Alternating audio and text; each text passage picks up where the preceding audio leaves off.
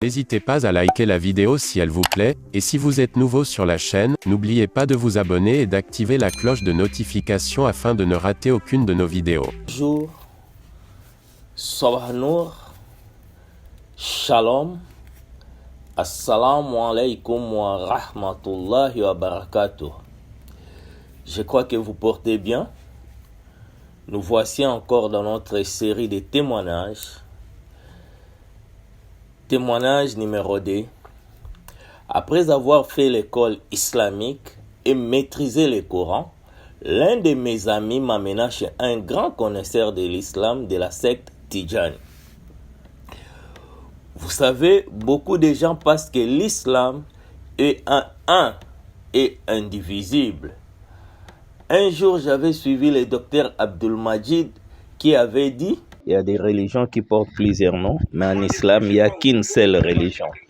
Mais aujourd'hui, je vous apprends que l'islam est divisé en 73 sectes ou courants. Et je vous cite quelques-uns. Il y a le sunnisme, le chiisme, le kharidjisme, l'ibadisme, le soufisme, le hanafisme, l'ambalisme, le chafisme, l'ismaélisme, le jafarisme, le zaïdisme, l'ahmadisme, le malikisme, l'alevisme et autres. Il y a une histoire qu'on rencontre au milieu des musulmans chiites qu'à l'époque de Mahomet, un de ses compagnons rencontre que le prophète d'Allah, paix et bénédiction soient sur lui et sa famille, avait maudit la terre de Karbala. Un jour après la prière de midi, Dhuhr, il porta son petit-fils Hussein et dit: Karbala Wabala.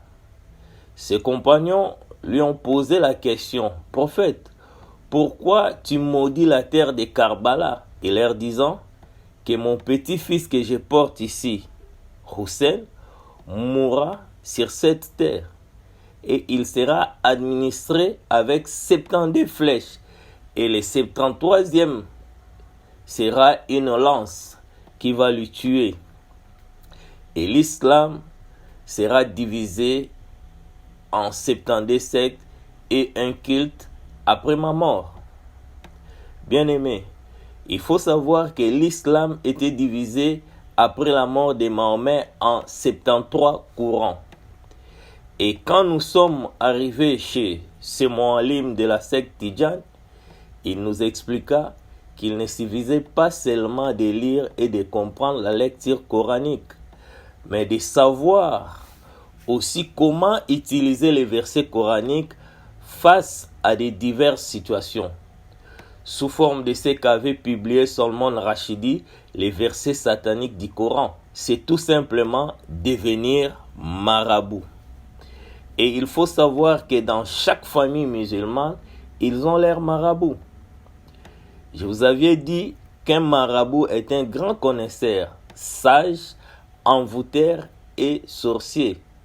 Mais dans l'islam, un marabout est comparé à un oiseau migrateur de la famille des cigognes. Cette courageuse cigogne blanche à pattes rouges et ermite noire fait ses niches en Europe, mais pendant l'hiver, elle est en Afrique tropicale. Elle détient les secrets des climats et les possibilités de traverser les mers. Elle connaît les pistes de chasse pour sa survie et les limites d'orientation. Elle est lui-même une carte et une boussole. Elle possède une apparence différente des autres oiseaux. Elle a un bec fort qui lui permet de bien tenir quelque chose. Les membres spéciaux lui permettent de réussir l'impossible, voire aussi ses ailes pouvant aller jusqu'à 2 mètres.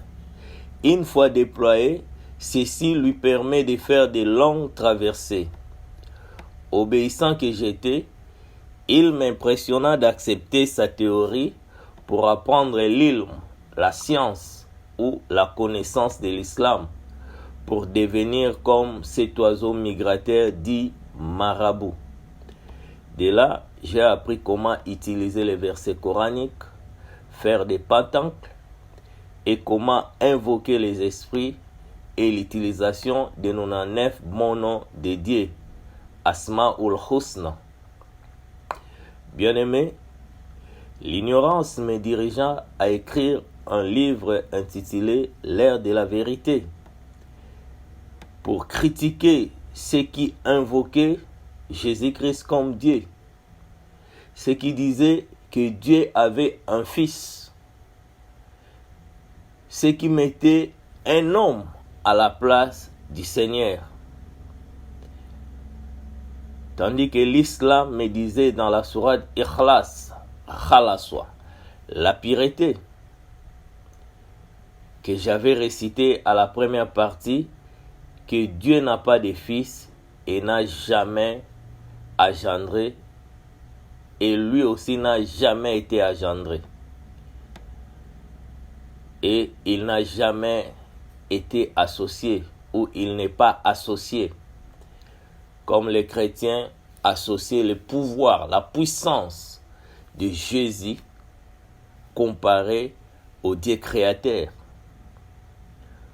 Vous allez être surpris. N'hésitez pas à liker la vidéo si elle vous plaît, et si vous êtes nouveau sur la chaîne, n'oubliez pas de vous abonner et d'activer la cloche de notification afin de ne rater aucune de nos vidéos.